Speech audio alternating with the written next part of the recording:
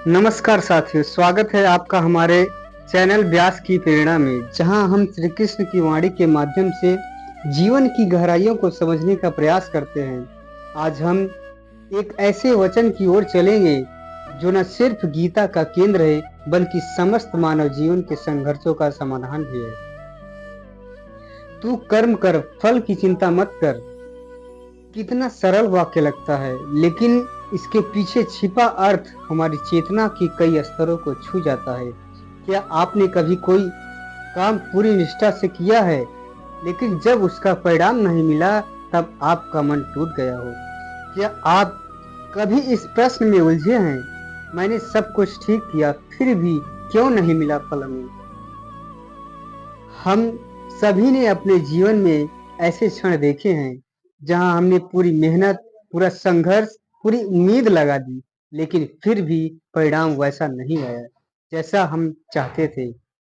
और तब हम ईश्वर से नाराज हो जाते हैं, भाग्य को दोष देने लगते हैं और कर्म पर प्रश्न उठाने लगते हैं।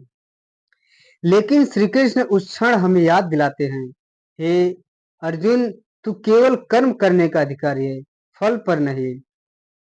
यह वाक्य केवल एक प्रेरणा नहीं, यह चेतना भी है कि फल की चिंता करते हुए किया गया कर्म कभी भी पूरी निष्ठा से नहीं हो सकता।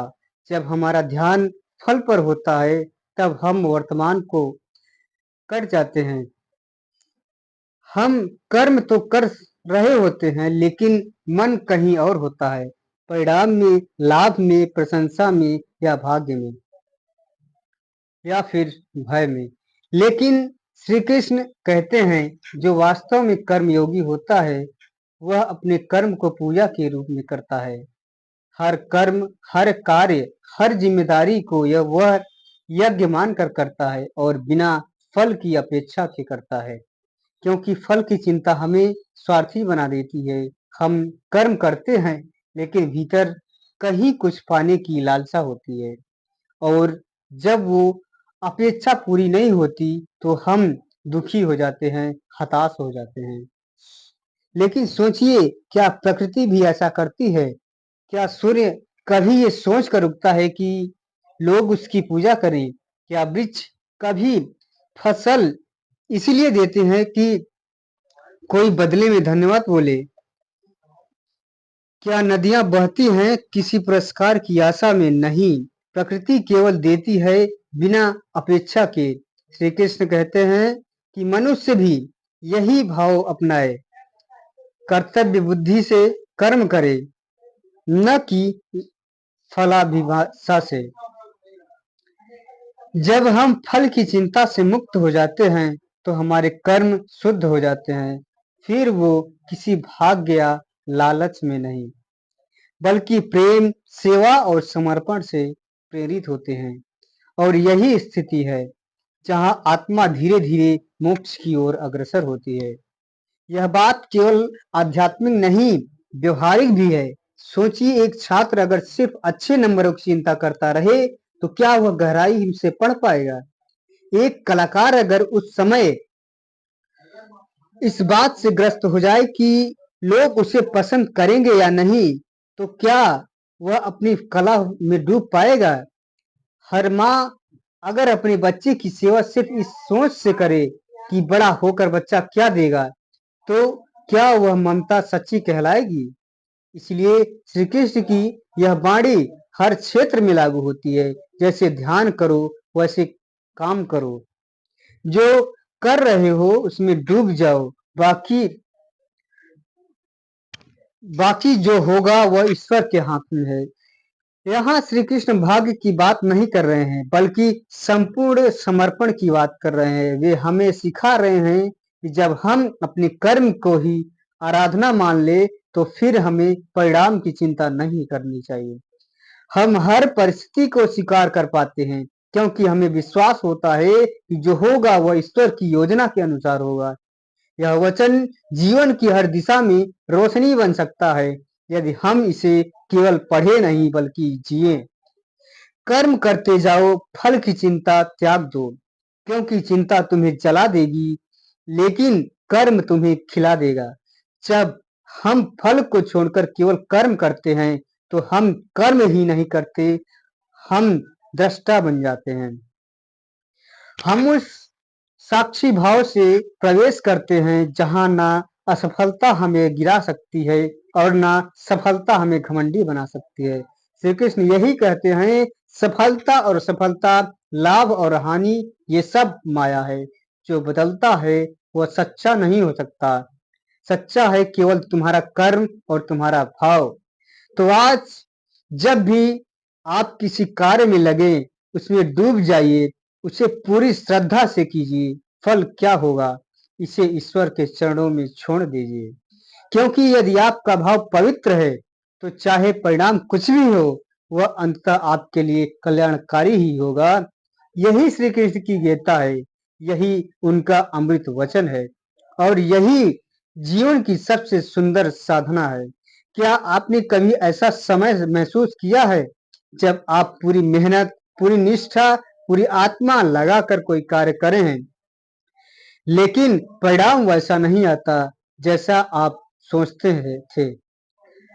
आप सोचते हैं, मैंने सब कुछ किया, फिर भी मुझे क्यों नहीं मिला वो फल जिसकी मुझे प्रतीक्षा थी? यही प्रश्न हम सबके मन में आता है। लेकिन श्री कृष्ण कहते हैं, कर्म करो, फल की चिंता मत करो। कर्म ही तुम्हारा अधिकार है, फल मेरी योजना का हिस्सा है। यह वाक्य सुनने में सीधा है, लेकिन इसके भीतर गीता का सबसे बड़ा रहस्य छिपा है। क्यों? क्योंकि मनुष्य का मन स्वभाव से ही लाभकारी हो,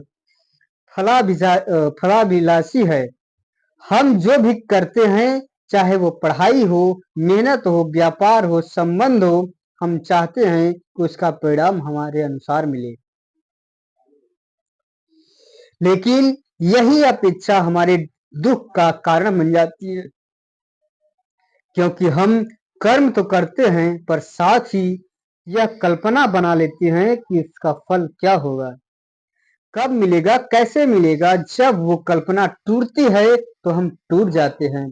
लेकिन श्री कृष्ण हमें उसी मोड़ पर थामते हैं। वो कहते हैं, तुम्हारा कर्तव्य केवल कर्म करना है, परिणाम मेरे हाथ में है। जो फल आएगा वो तुम्हारे लिए उसके उपयुक्त होगा, भले ही आज तुम उसे न समझ पाओ। क्या यह भगवान की कोई लीला है, या यह जीवन का नियम है? यह एक आध्यात्मिक गणित है, जहां हर कार्य, हर विचार, हर भावना एक बीज की तरह है। जब हम बीज बोते हैं, तो क्या हम अगले दिन फल की आशा करते हैं? नहीं, हम प्रतीक्षा करते हैं, सिंचाई करते हैं, धैर्य रखते हैं, क्योंकि हम जानते हैं बीज को फल बनने में समय लगता है। फिर जीवन के कर्मों में यह अधीरता क्यों? श्री कृष्ण हमें यही सिखाना चाहते हैं। जो व्यक्ति केवल फल के लिए कर्म करता है, वो सदैव चिंतित रहेगा। उसका मन हर क्षण परिणाम की जाल में उलझा रहेगा। वह कभी शांति से कर्म नहीं कर पाएगा। लेकिन जो व्यक्ति निष्काम भाव से कार्य करता है, वह स्वतंत्र हो जाता है। वह कार्य को पूजा मानता है, हर कर्म में वह ईश्वर को देखता है, और यही है कर्म योग। यह योग कहलाता है कि कर्म करो, क्योंकि यह तुम्हारा धर्म है। फल आए ठीक तो ठीक, और न आए तो भी ठीक, क्योंकि तुमने जो किया है वो ईश्वर ने देखा है, और ईश्वर कभी अन्याय नहीं करता। श्री कृष्ण यह भी कहते हैं, फल की अपेक्षा के से किया गया कार्य मन को बांधता है, जबकि भाव और श्रद्धा से किया गया कार्य आत्मा को मुक्त करता है। हम जीवन में बहुत बार सोचते हैं, क्यों नहीं मिला मुझे वो पद, वो पुरस्कार, वो सम्मान, क्योंकि मेरा प्रयास विफल हो गया। लेकिन क्या हम समझते हैं कि फल हमेशा दृश्य नहीं देता?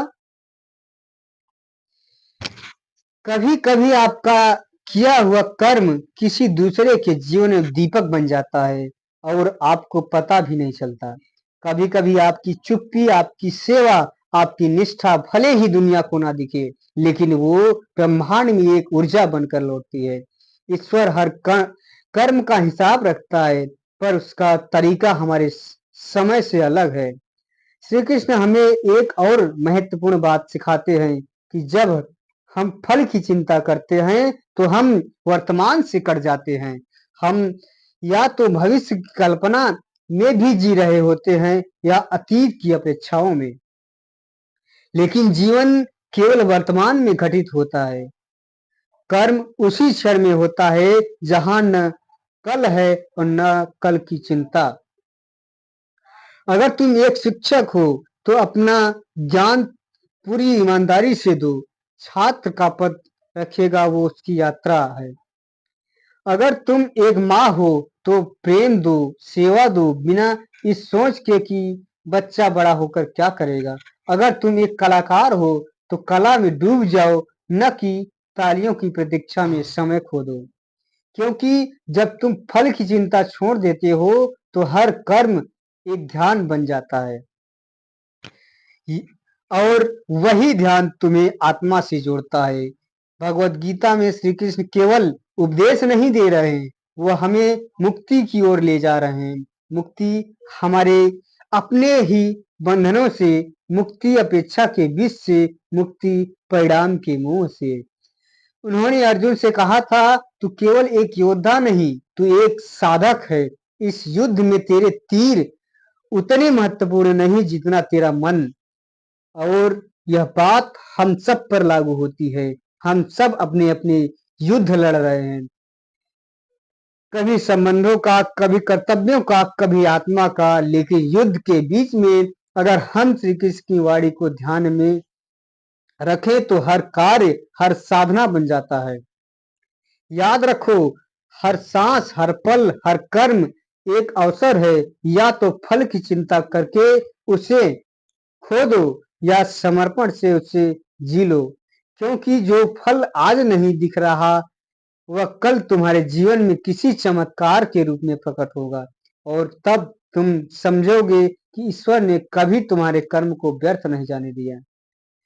तो कर्म करते रहो, बिना थके, बिना रुके, श्रद्धा से, शांति से, श्री कृष्ण की स्मृति में। क्योंकि कर्म का फल तुम्हारे हाथ में नहीं है, लेकिन कर्म की पवित्रता तुम्हारे वश में है। और जब कर्म पवित्र होगा तो उसका फल देर से ही सही, लेकिन दिव्यता के साथ आता है। तू कर्म कर, फल की चिंता मत कर। यह वाक्य जितना सरल प्रतीत होता है उतना ही गहरा है। यह गीता का हृदय है, वह सूत्र जो तुम्हारे जीवन के सारे प्रश्नों को और मौन उत्तर में बदल देता है। हम सभी जीवन में किसी न किसी रूप में कर्म करते रहे हैं। सुबह उठते ही हम जिम्मेदारियों की दुनिया में उतर जाते हैं। एक माँ बच्चों के टिफिन की चिंता करती है, एक युवक नौकरी की तैयारी में लग जाता है, एक वृद्ध अपने शरीर को संभालने में लग जाता है। हर मनुष्य कर्म कर्मरत है, लेकिन प्रश्न यह है कि हम कर्म करते क्यों हैं। कहीं न कहीं हमारे भीतर एक अपेक्षा होती है। हम चाहते हैं कि हमारी प्रयासों का कोई सुंदर परिणाम निकले। हम फल चाहते हैं, सफलता, धन, प्रतिष्ठा, प्रेम, सम्मान, शांति। यही मनुष्य की प्रकृति है। लेकिन इसी अपेक्षा के कारण हमारा मन हर समय परिणामों की चिंता में उलझा रहता है। हम वर्तमान में होते हुए भी मनुष्य के भय या लालसा में खो जाते हैं और श्री कृष्ण इसी बिंदु पर हमें रोकते हैं। वे कहते हैं, तेरा अधिकार केवल कर्म पर है, फल पर नहीं, क्योंकि फल तो हर मनुष्य पर निर्भर करता है। समय, परिस्थिति, दूसरे लोग, भाग्य और स्वयं ईश्वर की इच्छा। और यदि हम हर बार केवल फल की अपेक्षा में कर्म करेंगे तो एक दिन वह फल हमारे अनुसार नहीं मिलेगा और हम टूट जाएंगे। कर्म करते समय जब अपेक्षा जुड़ती है तब वह कर्म पूजा नहीं रह जाता, वह व्यापार बन जाता है। लेकिन जब हम केवल इसलिए कर्म करें क्योंकि वह हमारा धर्म है, हमारा स्वाभिमान है, हमारा प्रेम है, तब वह कर्म मोक्ष का मार्ग बनता है। श्री कृष्ण अर्जुन को युद्ध के लिए प्रेरित करते हैं, लेकिन वह केवल युद्ध की बात नहीं करते हैं। वे एक जीवन दर्शन प्रस्तुत कर रहे हैं, जहां हम कर्म एक यज्ञ बन जाता है। तुम खेत में बीज बोते हो, यह सोचकर नहीं कि तुरंत फल मिलेगा, बल्कि इस विश्वास से कि यह बीज एक दिन वृक्ष बनेगा। लेकिन तुम यह तय नहीं कर सकते कि कितने फल आएंगे, कब आएंगे या वे कैसे होंगे। तुम केवल यह तय कर सकते हो कि बीज पवित्र हो, भूमि ठीक हो और सिंचाई समर्पण से हो। यही है निष्काम कर्म। मानव जीवन में सबसे अधिक पीड़ा इस बात की होती है कि हम असफल हुए, बल्कि इस बात की है कि हमने अपने कर्म को केवल परिणाम से जोड़ दिया। जैसे ही फल नहीं मिला, हमें लगा कि हमारी मेहनत व्यर्थ चली गई। लेकिन सच्चाई यह है कि कोई भी कर्म कभी व्यर्थ नहीं जाता। हर कर्म ब्रह्मांड में ऊर्जा के रूप में सिंचित होता है और उसका फल किसी न किसी रूप में लौटता है। कभी इस जीवन में, कभी अगले में, या कभी आत्मा के स्तर पर।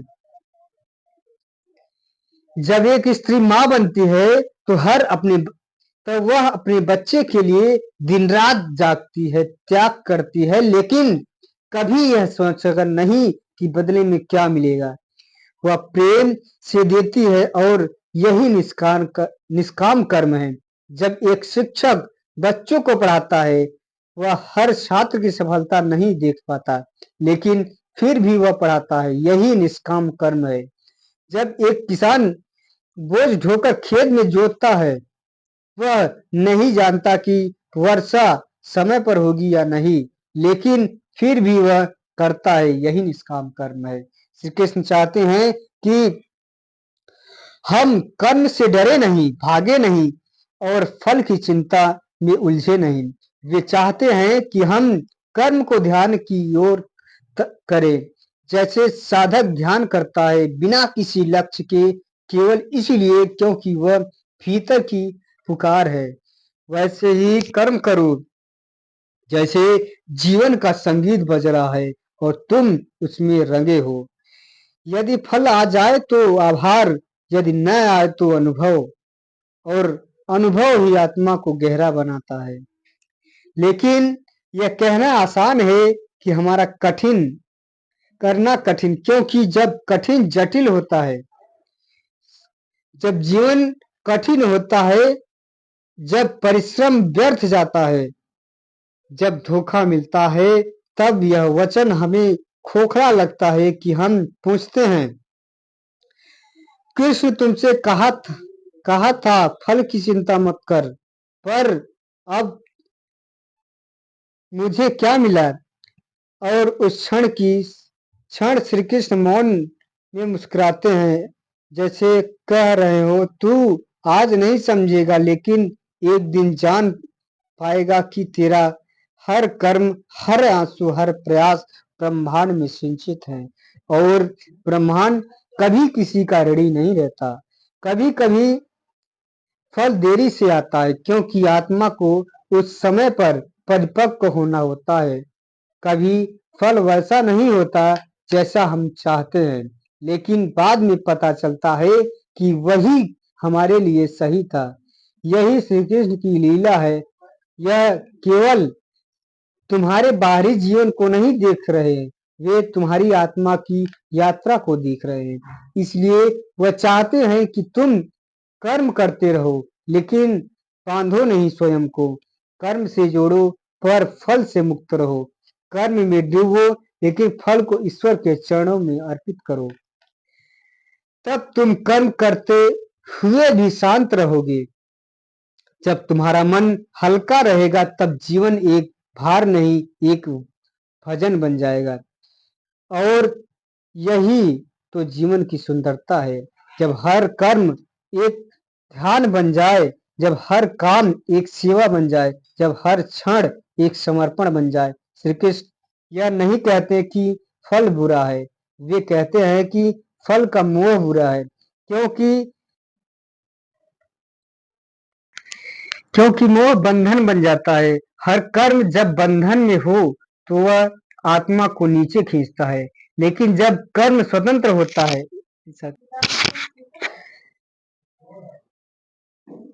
मित्रों आज के लिए इतना ही। अगले वीडियो में फिर मिलते हैं, तब तक के लिए दिल से धन्यवाद। जय श्री कृष्ण, राधे राधे।